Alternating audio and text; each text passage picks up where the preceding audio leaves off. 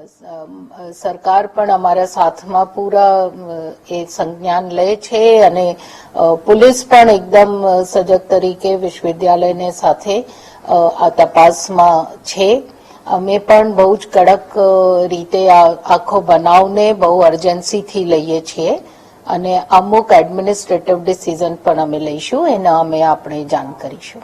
Madam જે વિદ્યાર્થી જે બહાર આવ્યા હતા એ ગુજરાત યુનિવર્સિટીના વિદ્યાર્થીઓ છે કે પછી બહારનો કોઈ એ તપાસનો વિષય છે કારણ કે થોડા ઘણા વિડીયોઝ પોલીસને મોકલવામાં આવ્યો છે. પોલીસ એમાંથી સંજ્ઞાન લઈને એ જાણ કરશે કે એ આપણા જ વિદ્યાર્થીઓ છે કે બહારના પણ અમુક લોકો છે. મેડમ આપ પણ આઈસીસીઆઈના સભ્ય રહી ચૂક્યા છો, શું નિયમ હોય ખાસ કરીને વિદ્યાર્થી અભ્યાસ કરતો હોય? એ નિયમમાં કોઈ મને નથી લાગતું કે કોઈ બાજુથી ઉલ્લંઘન થયો છે. નિયમ તો એ જ હોય છે કે જે તે હોસ્ટેલમાં જે તે વિશ્વવિદ્યાલયમાં સ્ટુડન્ટ્સ ભણતા હોય ત્યાં બે જાતે ભણી શકે, ક્યાં તો હોસ્ટેલમાં રહે ક્યાં બહાર રહે અને એના માટે આઈસીસીઆર પૈસા આપે છે. પ્રોટેક્શનની એવી કોઈ યાદી નથી, ખાલી યુનિવર્સિટીના તંત્રના રૂપે જેમ બાકી બધા બ્લોક્સના સ્ટુડન્ટ્સ અહીંયા રહીને એને સિક્યોરિટી આપવાની અમારી જિમ્મેવારી છે એવી રીતે આ બ્લોકને પણ ડેડિકેટેડ સિક્યોરિટી ગાર્ડના વ્યવસ્થાઓની જરૂરિયાત છે.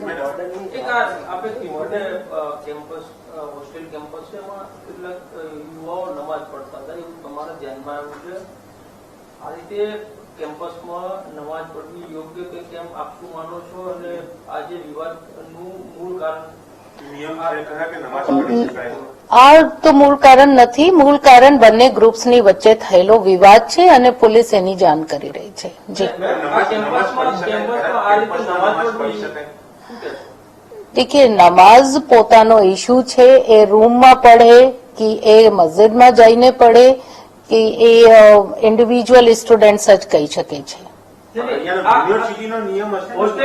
યુનિવર્સિટીમાં પબ્લિક પ્લેસમાં હમણાં સુધી તો કોઈ એવું દેખાતું નથી કે પબ્લિક પ્લેસમાં કોઈ પણ જાતનો ધાર્મિક અનુષ્ઠાન થયો હોય, એમાં નમાજ પણ આવી જાય છે.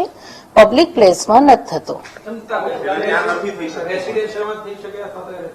રેઝિડેન્શિયલ તો નેચરલી રેઝિડેન્શિયલ હોય તો પોતાના ઘરમાં એ લોકો ભણે કરે છે, ઓફર કરે છે નમાઝ. જી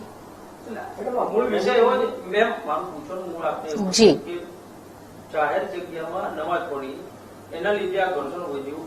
આગામી સમયમાં આ યુવાઓ જે મુસ્લિમ સમાજના છે અને પોતાના રૂમમાં નમાજ પડવી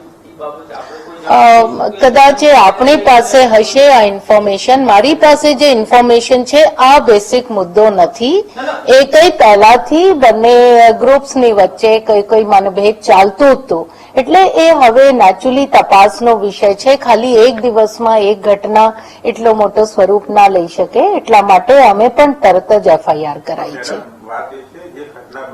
વિડીયો વાયરલ થયા છે અને વિદ્યાર્થીઓ વિડીયો બનાવવા અંદર ઉલ્લેખ કર્યો છે કે નમાજના કારણે આ વસ્તુ બની છે. જે બીજો વિડીયો છે એમાં પણ નમાજ રોકવા જતા લાખો માર્યો છે ને એક પ્રક્રિયા છે. એટલે જ કહું છું પોલીસનો વિષય છે. બધા જ વિડીયો પોલીસ પાસે પહોંચી જ ગયો છે. અમને પણ એ બહુ સેન્સિટિવ મુદ્દો છે. અમારા માટે પણ કલ્ચરલી બહારના વિદ્યાર્થીઓને કેવી રીતે સેન્સિટાઇઝ કરાવીએ એના મૂળમાં જવાનો ઇવન અમારી પણ ઉત્સુકતા છે. એકવાર આ આખી તહેકીકાત થઈ જાય ને મૂળ કારણ શું હતો, બંને પાર્ટીઓ પાસેથી સ્ટેટમેન્ટ લઈને પોલીસ અમને પણ જાણ કરશે. અમે પણ રાહ જોઈ રહ્યા છીએ. મને સ્પષ્ટ માહિતી નથી. આ તો અત્યારે સ્ટુડન્ટ જે સ્ટેટમેન્ટ આપ્યા છે એના આધારે હું આપને સૂચિત કરું છું.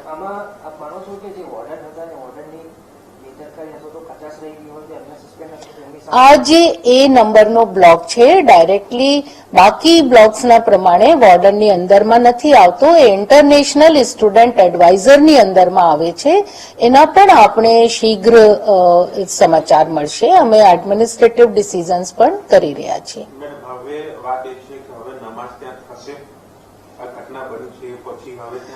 દેખીએ એક વસ્તુ આપણે કહું, આ વિદેશી સ્ટુડન્ટ્સ છે વિદેશી સ્ટુડન્ટ્સ અક્સર વિદેશોમાં જાય છે તો ત્યાંને કલ્ચરલ સેન્સિટિવિટી એને શીખવાડવાની હોય છે અને આ ઘટના ઉપરથી એવો ખ્યાલ આવ્યો કે એને હજુ થોડી ઓરિએન્ટેશનની જરૂર છે. તો અમે એની સાથે બેસીશું, એની સાથે એના મનમાં શું છે, આપણે શું કરી શકાય અને કેશા કરવાથી એની સિક્યોરિટી વધે એવી અમે વ્યવસ્થા કરીશું. જો કરવા દેવામાં આવે તો કમ્પાઉન્ડમાં કે સાહેબ, આપ એક જ વસ્તુ વારંવાર પૂછો છો, મેં જવાબ આપી દીધું છે કે અમે એની સાથે બેસીને કલ્ચરલ ઓરિએન્ટેશન કરીશું. જી.